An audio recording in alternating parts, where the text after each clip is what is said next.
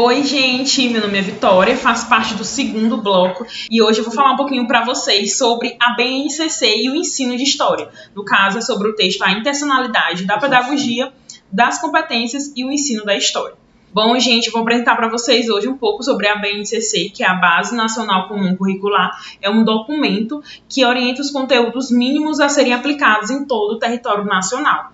O início dos debates foi para ter um currículo de ensino para que as escolas brasileiras, visando a época de 1920 a 1930, teve uma criação mesmo concreta, no caso, foi concluída apenas em 1988.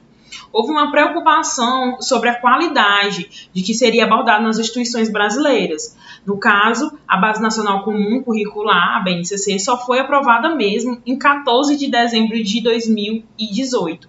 Com uma consulta aos profissionais da educação que tiveram algumas opiniões controversas.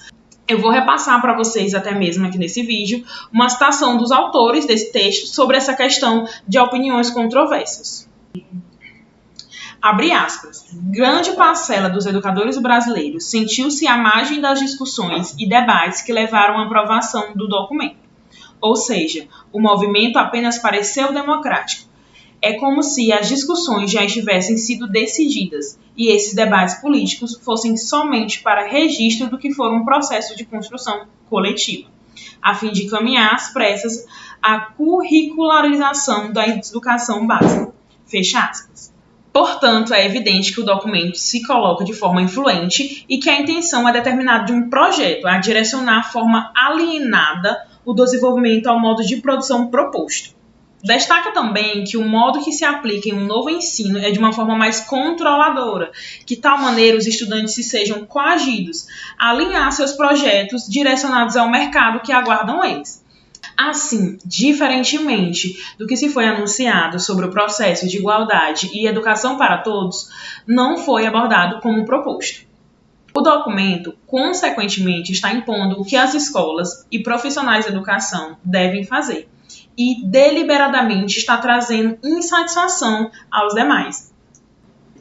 No texto, os autores trazem que a legislação, a BNCC e o ensino de história estão conectados com a realidade concreta. Basta olhar as disputas que atendem aos interesses econômicos de bancos e setores conservadores da sociedade que visam propagar posturas antidemocráticas e anticientíficas da história e da educação. Procura-se romantizar a história para salvaguardar seus interesses econômicos, políticos e ideológicos. Assim, foi abordado que tal projeto teve aprovação sem professores na banca, e muitas das queixas foram em decorrência das escolas não terem autonomia de ensino, uma formação voltada para o mercado de trabalho e não a formação de pessoas como um todo.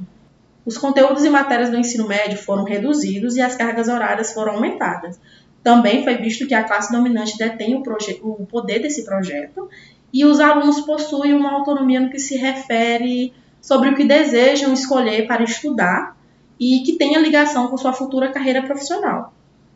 Com isso, os estudantes não terão o mesmo conhecimento que era abordado antes da aplicação desse documento. Assim, o seu conhecimento será de acordo com o que as redes disponibilizarão para tais. A BNCC defende que se deve valorizar os conhecimentos locais dos alunos, para além de uma visão apenas acadêmica.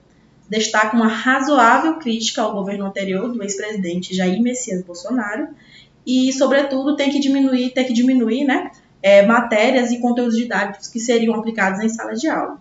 Bom, compreende-se que, por meio da noção de Estado integral de Gramsci, que a nova BNCC está conectada com a ação do Estado educador para consenso e de Estado étnico, na medida que doutrina as classes subalternas ao nível cultural correspondente aos interesses da burguesia e das necessidades da modernização conservadora das forças produtivas e sociais.